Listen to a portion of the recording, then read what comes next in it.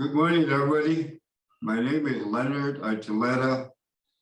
I'm Lieutenant Governor for Taos, Pueblo, New Mexico. And my prayer is going to be along the line of UNESCO's mission statement. And UNESCO's mission statement says that this prayer is going to be for peace throughout the world, the eradication of poverty, sustainable development, and intercultural dialogue through education, the sciences, culture, communication, and information. There are 24 UNESCO heritage sites scattered throughout the United States, and is right here in Taos, Pueblo, New Mexico. And each one of these sites offer visitors the opportunity to witness some of the most amazing natural landscapes in the world, as well as learning the history of some of culturally significant landmarks. So with that, I want to go ahead and start my, and I'll do it standing up.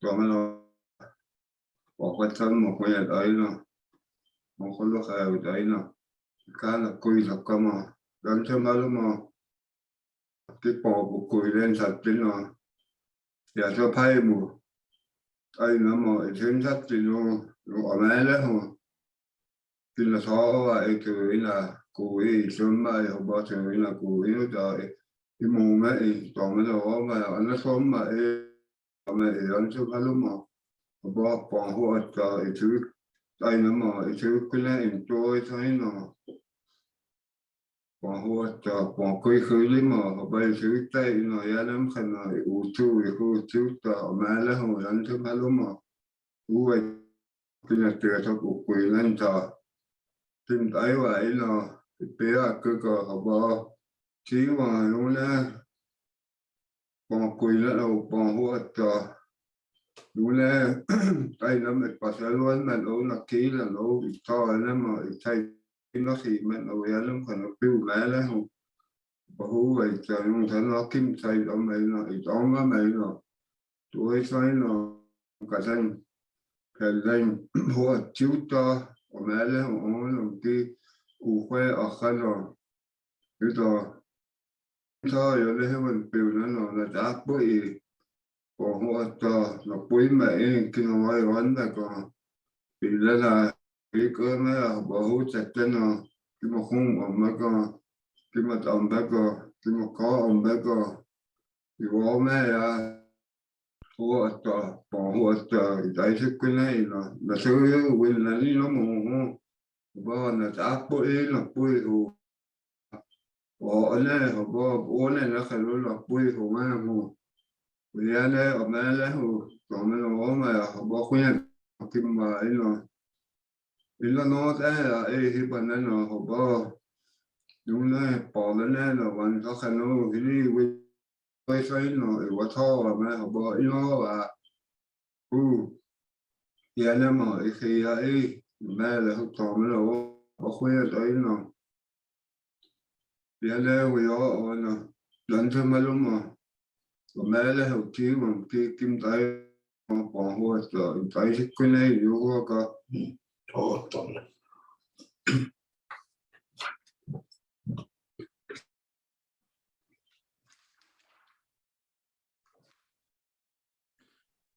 Okay, thank you all of the 2022 Virtual U.S. Heritage Site Managers Forum session. And World Heritage Sites and traditionally associated communities. South Pueblo is known for the beautiful architecture and sustainable living community. Hundreds and thousands of people come to visit the Pueblo annually. And Taos became a National Historic Landmark in 1965 and a designated UNESCO World Heritage in 1992. South Pueblo has was seen as the best preserve of the Pueblos north of the border, identified by the Treaty of Guadalupe Hidalgo in 1848. The Taos tribe is a federally recognized sovereign tribal government with inherent self-governing powers and authority. Pueblo maintains a traditional tribal government structure consisting of the tribal council, the governor's office. South Public Tribal Government is responsible for the protection, preservation, and proper use of the resources, including financial resources and all natural resources. The original location of the first public was east of the current dwelling today. It was likely constructed in the early 1300s as a ruined and sacred site where the Pueblo stand today is located west of the old ruins. In 1906, the South Pueblo Blue Lake Wilderness and surrounding lands were taken from the South Pueblo people. As a result, people, their land, culture, and way of life were severely threatened.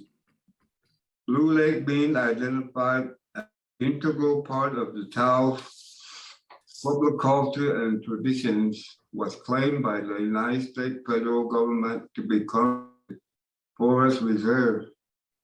This struggle for 64 years plus another 26 years to get other portions of our land back is a testament to the fortitude and resiliency of South Pueblo people.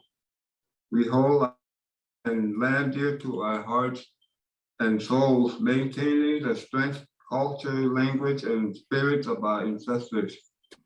This is the life of our people. We want to be able to maintain our way of life in a sustainable manner as we've done in the past. Living in today's ever-changing world is a challenge, protecting our home and natural resources. We must continue to educate the world on climate change and other issues that impact us nationally and on a global level. I thank you all for your efforts in your respective communities and project areas.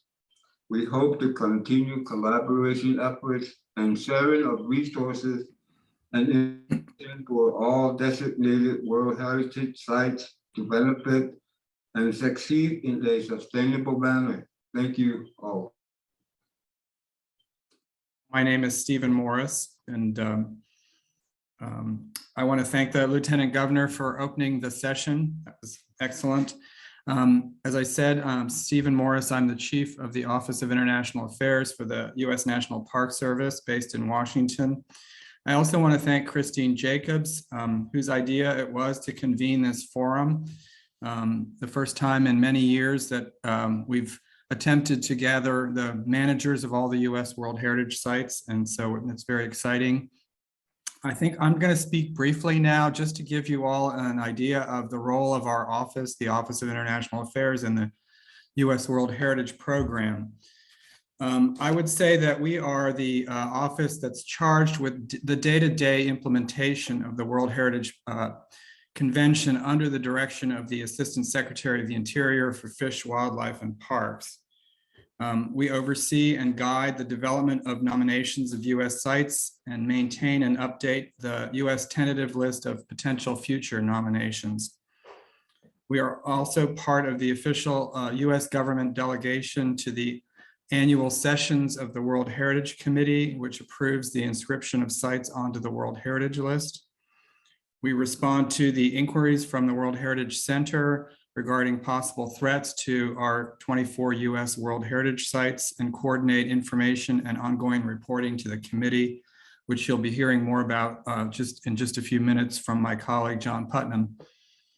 In many ways, our office is the link between the sites themselves and the World Heritage Committee and the World Heritage Center at UNESCO, which is the secretariat or the staff of the convention.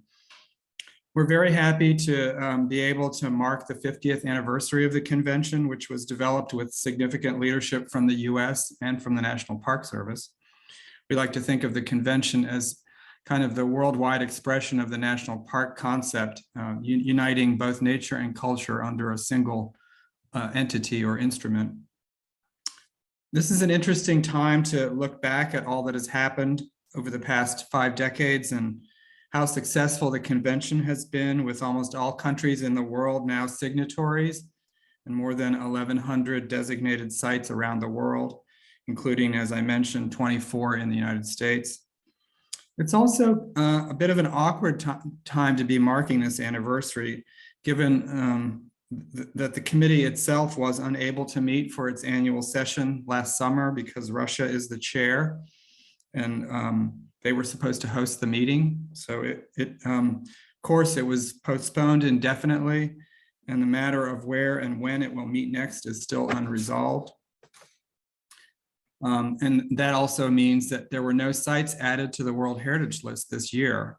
Many countries who submitted nominations that they had spent years working on are still waiting to see if their sites will be included on the list. We did not have anything pending for this past session. However, we have submitted a nomination for the Hopewell Ceremonial Earthworks in Ohio. That was in last January, and it's currently being evaluated by ICOMOS, the International Council on Monuments and Sites, which is the official advisor to the World Heritage Committee for cultural properties. If it's designated, and we hope that will be next summer, it will be the 25th US World Heritage Site.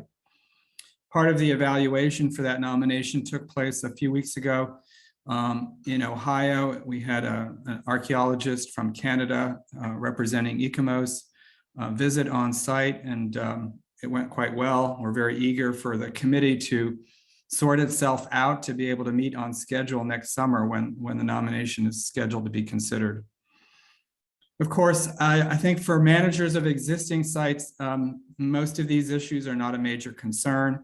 Your major focus, of course, is managing your own sites. And I think the goal of this forum is to discuss matters more relevant to you all, and to see how much interest there is in making better use of the World Heritage designation in your own places in ways that can help you all in managing your sites. So with that, I will turn it over to Christine, and we can get on with it. Thank you very much. Good morning. Thank you so much, Stephen, and thank you to our colleagues at Taos, Pueblo, who have been fortunate enough to work with for many, many years. Today, I want to welcome all of you. As Stephen said, this is the first gathering, if you will, of U.S. World Site managers that we've had in many, many years. So even if we're far-flung across the United States, it's a wonderful opportunity for us to convene, and I look forward to hearing from the subject matter experts we have lined up. I hope everyone is just as excited as I am. So in terms of the kind of the inspiration for the forum, in conjunction with the US ICOMOS Symposium, and I'm very grateful for the collaboration from US ICOMOS for helping us to make the forum happen. It seems that we lack in the United States a cohesive collection of US World Heritage Site managers to share best practices. So unlike some, conversations that would be more philosophical about, the importance of World Heritage, for the purposes of the forum, this is an opportunity to hear from practitioners in a very, very purposeful way about how we leverage World Heritage to protect and promote World Heritage in the United States. Next slide, please. So when it comes to the why, really, as we commemorate the 50th anniversary of the World Heritage Convention, that lack of a connected community potentially is holding us back. This forum is absolutely field-driven. Participants are going to hear from panel members who are superintendents of National Park Service units, leaders of philanthropic organizations that support World Heritage sites, traditionally associated communities, including Taos Pueblo, which is the Pueblo is charged with both managing the World Heritage Site for Taos, Pueblo, and their ancestral home where they've lived since time immemorial. And with that, I want to take a moment to recognize and acknowledge that every single site we have in the United States that we recognize as a World Heritage Site, I believe it's absolutely critical for us to also take a moment and recognize that these special places are also home. They remain culturally relevant, significant, and central to the traditional cultural practices of not only hundreds of federally recognized tribes, but also other indigenous groups and traditionally associated communities. And as we go forward, thinking through that lens, talking about these issues ranging from climate change to collaboration, to partnerships, to education, to how we cultivate our next generation of stewards. These are all sessions you'll be hearing about for the next 2 days, framing that under the umbrella of justice, equity, diversity, inclusion, conversations, hard conversations that we can have about decolonization are really, really critical, I think, to framing all of these sessions for the forum that are practical and hands-on. Next slide, please. The purpose of my session this morning is really just a quick overview. Not everyone has had an opportunity to visit every single World Heritage Site in the United States or the world. And so just to put our World Heritage Sites, US World Heritage Sites, in a little bit of context before we dive deep into some of the sessions that are more focused. This is a kind of a high-level overview and an introduction. And if you haven't had an opportunity to visit any of these sites in person, there are ways you can visit them online, but I encourage you if you can. Many places need to be experienced, I believe, in order to be understood. And so I encourage you as a follow-up to the forum and the symposium to learn more about US World Heritage, understand and read the outstanding universal value statements, look at the authenticity statements, look at the integrity, and really dive into the complex mosaic that's really rich of World Heritage in the United States. Next slide, please.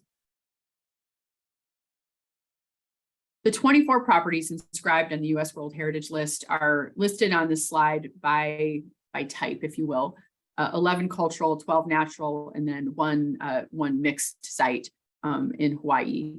And so with that, rather than approach it from a cultural natural standpoint, which I view as very much kind of two halves of the same whole, I'm going to go through just visually with some introductions by inscription, kind of in commemoration of this 50th anniversary. And again, invite you as a follow-up to dive deeper into each one of these sites.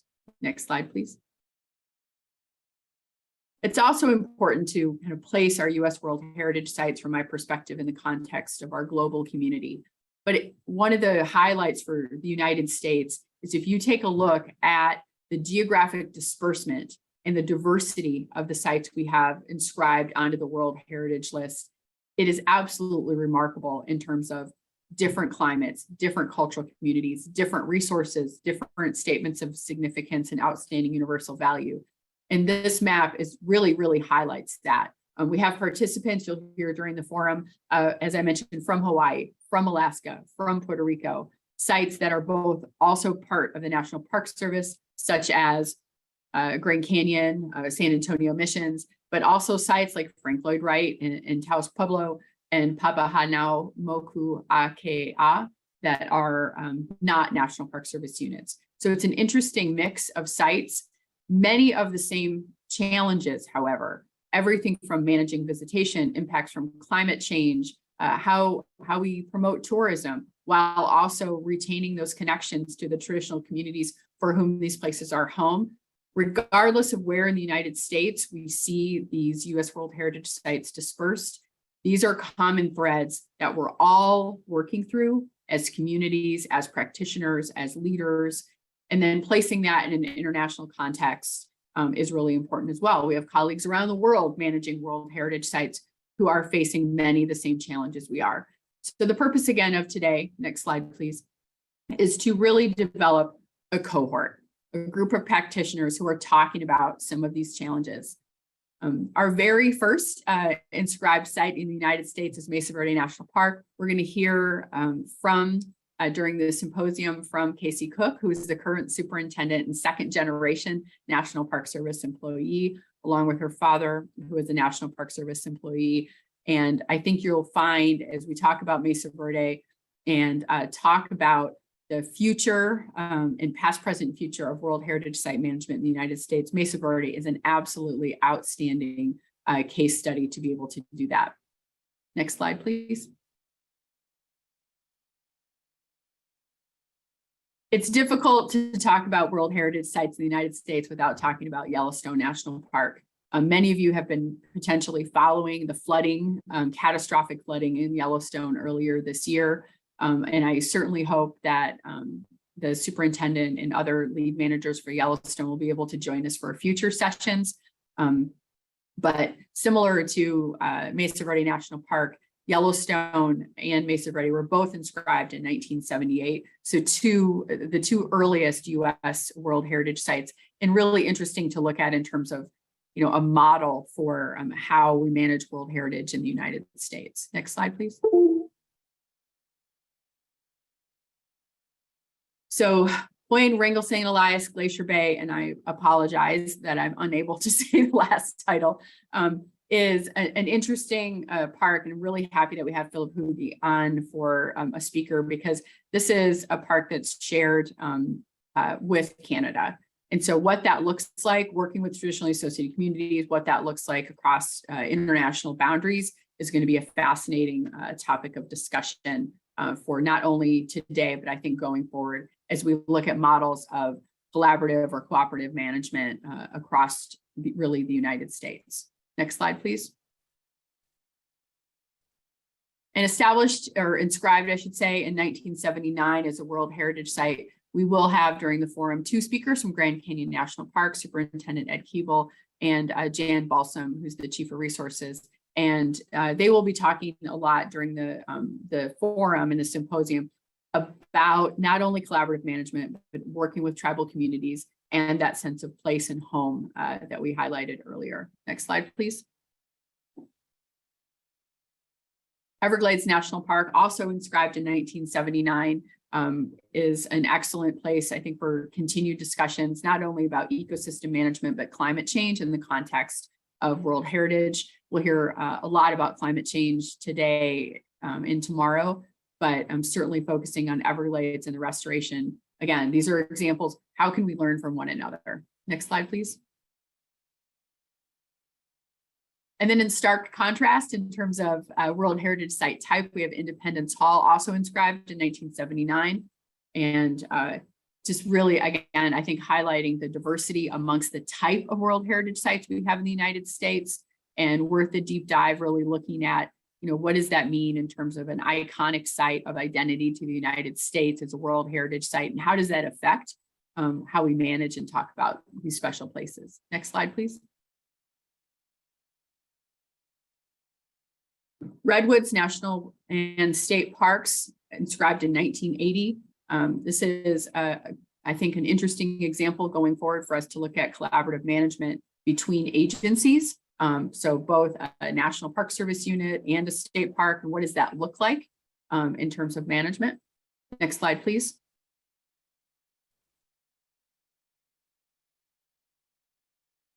Mammoth Cave, inscribed in 1981.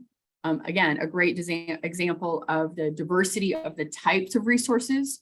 It's interesting, if you haven't taken a deep dive, looking at the outstanding universal values of these inscriptions.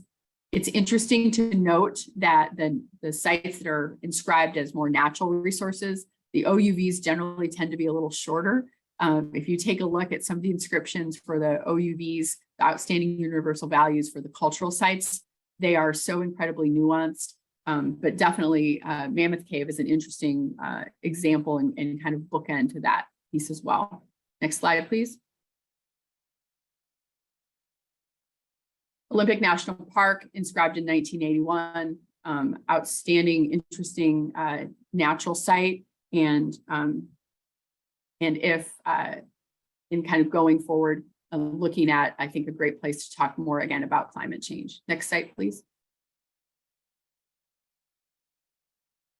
Cahokia, a Mound State Historic Site inscribed in 1982. This is an interesting example, I think, for us going forward, looking at cultural sites and continued connections between traditionally associated communities, federally recognized tribes, the sense of home that we'll talk more about for San Antonio missions as well. Next slide, please. Great Smoky Mountains National Park, inscribed in 1983. It's interesting also, I think, to see over the last, since 1978, the approach that the United States, the sites that the United States has put forward for consideration, and which sites and what those inscriptions look like. Great Smoky Mountains is an interesting one for that reason as well. Next site, please. I'm particularly pleased that we have the superintendent for San Juan National Historic Site in Puerto Rico as a panelist. San Juan, I think, again, in context with Glacier Bay and our site in Hawaii, is a really interesting example of impacts from climate change, what that looks like for a fortified site. And I'm really happy, thank you, Myrna, for being here as the superintendent. Next slide, please.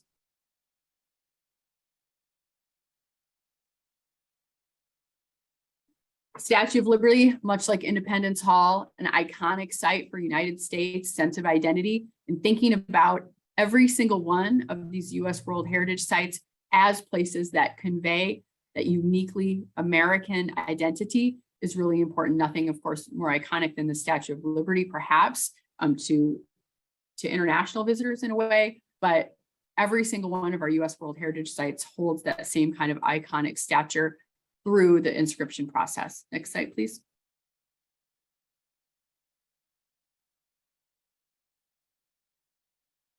Yosemite National Park, inscribed in 1984, continues to be home and ancestral homelands and close connections with tribal communities.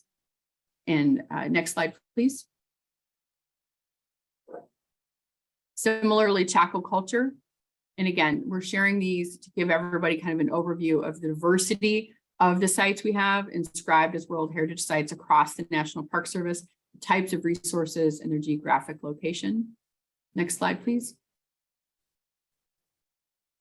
Also in 1907, Hawaii Volcanoes National Park was inscribed. It's a stunning photo. Next slide, please.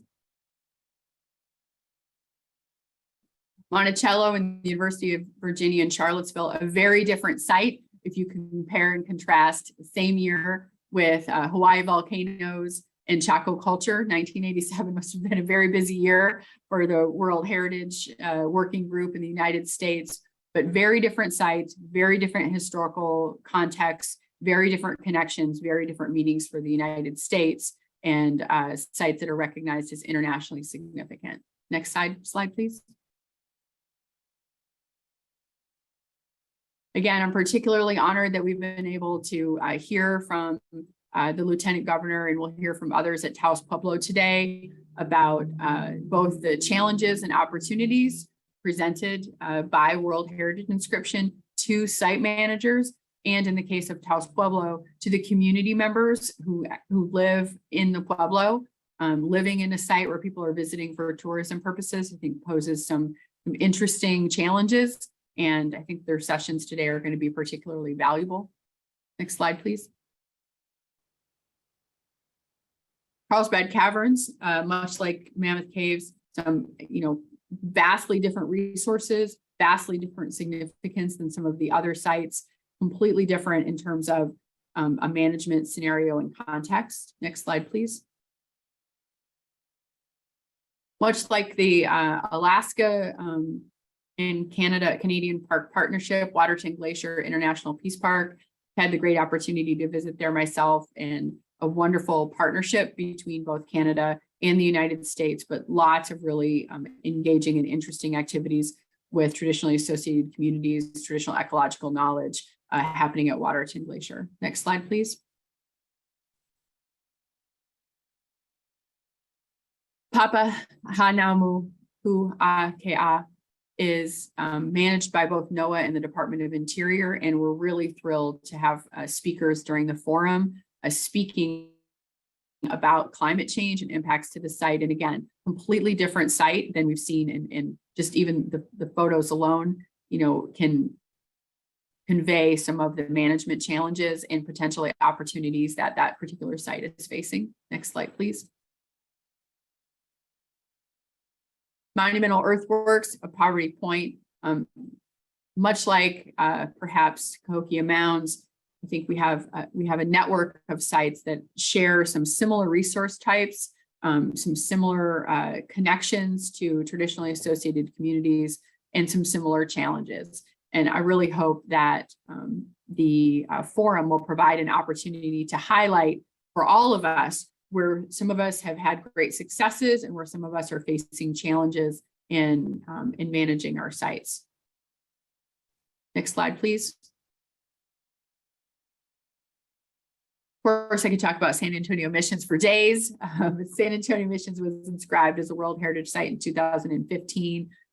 Again, the difference, I think, or one of the unique aspects, not only the resources for San Antonio Missions, but we'll hear tomorrow from the World Heritage Site Management Group for San Antonio, because one of the unique aspects of this particular site in the context of the forum is how the implementation of the management plan works, given the number of entities that are involved, ranging from the Archdiocese to the county, to the city, to the River Authority, to the National Park Service, and just a really, really complex management framework and scenario.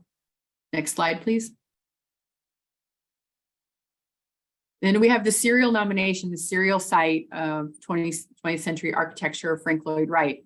Again, not a single iconic place, but rather a series of places. And again, a very different management framework within the context of U.S. World Heritage for us to think about how we take care of those places, what the management framework looks like going forward.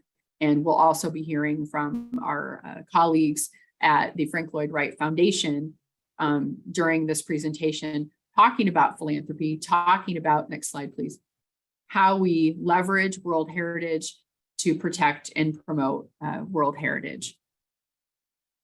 So with that, I realize we're a little bit ahead of schedule this morning, but wanted to take this opportunity to express my sincere thanks to Doug Comer and Destry Jarvis for giving us the opportunity to have this World Heritage Site Managers Forum in conjunction with the U.S. ICOMOS Symposium. It's providing an opportunity for U.S. World Heritage Site Managers not only to learn from one another, but I believe this is a very first important grassroots kind of boots on the ground step, if you will, toward really a sense of collegial identity within the United States and putting our heads together to chart the course for the next 50 years of World Heritage Site Management in the United States, what that looks like, what it could look like, what we can learn from where we've been, and absolutely where we're going.